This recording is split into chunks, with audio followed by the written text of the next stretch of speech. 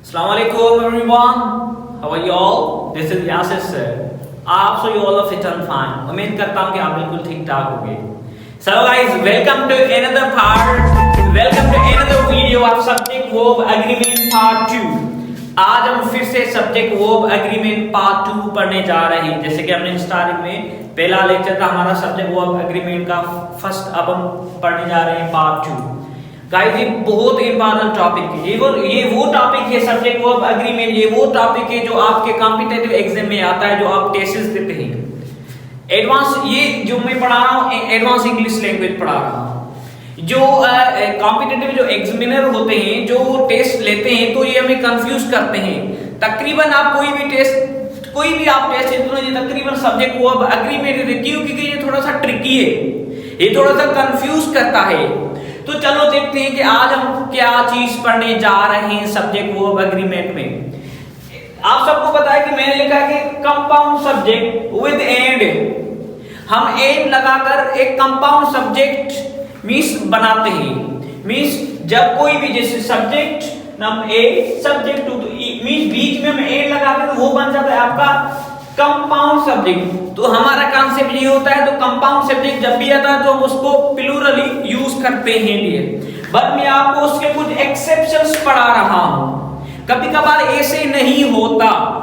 इसका मकसद है कि कभी कभार ऐसे नहीं होता कि आप हमेशा मींस प्लूरल की प्लूरल यूज नहीं कर सकते. अब देखें, जैसे ये तो सिंपल होता है, जब भी दो डिफरेंट नेम्स आते हैं तो हम एज अ प्लूरल ही यूज करते हैं. जैसे मैंने एक सेंटेंस लिखा है कि Sajjad and Mujeeb tested friends. Sajjad एक अलग नेम है, मुजीब एक अलग नेम है, बीच में हमने एन लगाकर एक कंपाउंड सब्जेक्ट बना दिया है. तो हम ऑब्वियसली क्या लगाएंगे, आर ही लगाएंगे. Sajjad and Mujeeb are friend. Sajjad और मुजीब दोस्त हैं. ये तो हो गया. बट आपको क्या करना है, कभी कभार देखो, जब भी each boy and each girl, जब भी सब्जेक्ट के पास सब्जेक्ट के पहले ईच के मीन्स वर्ड्स आते हैं, कोई भी ईच का वर्ड आता है तो आप ईच बॉय या ईच गर्ल, तो आप कंफ्यूज होते हैं. तो दो एक मीन्स ये तो दो नेम्स हो गए ना, एक boy and each girl and आया तो ऑब्वियसली प्लूरल होगा नहीं. गाइस आपको ये प्लूरल नहीं रखना, ये आपका हमेशा सिंगुलर ही होता है. तो आप इस लगाएंगे each boy and each girl. जब भी सब्जेक्ट से पहले ईच आता है तो आप क्या करते हैं, तो आपको वो जो सब्जेक्ट होगा वो आपका क्या होगा, एज अ सिंगुलर यूज करना होता है. आपका कभी भी ये प्लूरल नहीं होता.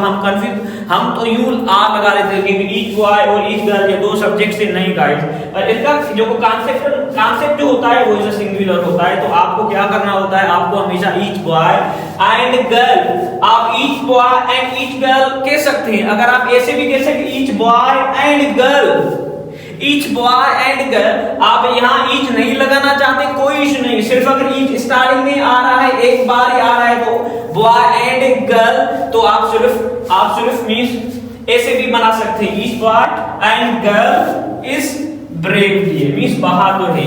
हर एक लड़का हर एक लड़की बहादुर है. तो ये आपने समझा कि ईच जब भी सब्जेक्ट ईच मींस जब भी ईच आता है, ठीक है, सब्जेक्ट से पहले, तो आप हमेशा वहां पर क्या यूज करते हैं, एज अ सिंगुलर यूज करते हैं. जैसे उसके बाद मैंने कुछ और सेंटेंस लिखे. देखो, butter and bread is my daily breakfast.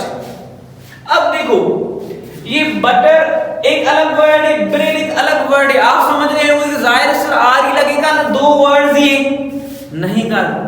ये बटर एंड ब्रेड होता है ना, मैं इनको साफ करके इनको कंप्लीट के ये कंप्लीमेंट, इनको हम कंप्लीमेंट करके फिर हम कोई खाते हैं. तो ये एक ही चीज जो मैं नाश्ता करता हूं ना, वो नाश्ते में मैं इनको एक ही करके खाता हूं. तो ये भी हमें क्या कर रहा है, ये एज अ सिंगुलर कॉन्सेप्ट दे रहा है. तो आपको क्या करना होगा, इज करना होगा. Butter and bread is my daily breakfast. So देखो, बटर एंड ब्रेड का एक ही चीज है, जो ब्रेड होती है उस बटर से मिलाकर उसके बाद में होने वाला खाता हूं, तो वो एक ही चीज बन जाती है. जैसे मैंने एक और एग्जांपल लिखा है, horse and carriage test staining. अब देखो, हॉर्स का मतलब होता है घोड़ा, कैरेज का मतलब होता है घोड़ा गाड़ी जो होती है, जो हॉर्स होता है, जो घोड़ा होता है, उससे पीछे जो आप बैठते हैं वो होती है गाड़ी. तो देखो वो एक ही चीज है. तो हम क्या समझते हैं, हॉर्स एक अलग वर्ड है, कैरेज एक अलग वर्ड है, तो हमें आर यूज करना होता है। नहीं गाइस, हॉर्स एंड कैरेज हम दोनों से एक घोड़ा गाड़ी बनाते हैं डियर। ठीक है, तो हम क्या लगाएंगे, इज स्टैटिक खड़े हैं, खड़े रहे हैं मींस खड़े हैं डियर। तो आपको क्या, आपने क्या हॉर्स एंड कैरेज क्या, ये एक ही है, एक ही सब्जेक्ट है, तो आपने क्या यूज किया, एज अ क्या यूज किया, एज सिंगुलर यूज किया, एज अ सिंगुलर। तो ये था आपका part 2 subject verb agreement. So guys उम्मीद करता हूं कि आपने सब्जेक्ट वर्ब एग्रीमेंट को सही से समझा होगा। ऐसे बहुत सारे रूल्स हैं, नंबर पार्ट 3 में आपको पढ़ाऊंगा, ऐसे कुछ पार्ट्स हैं मैं जरूर पढ़ाऊंगा। ये थैंक यू सो मच, मिलते हैं फिर अगले पार्ट में। अल्लाह हाफिज़, टेक केयर।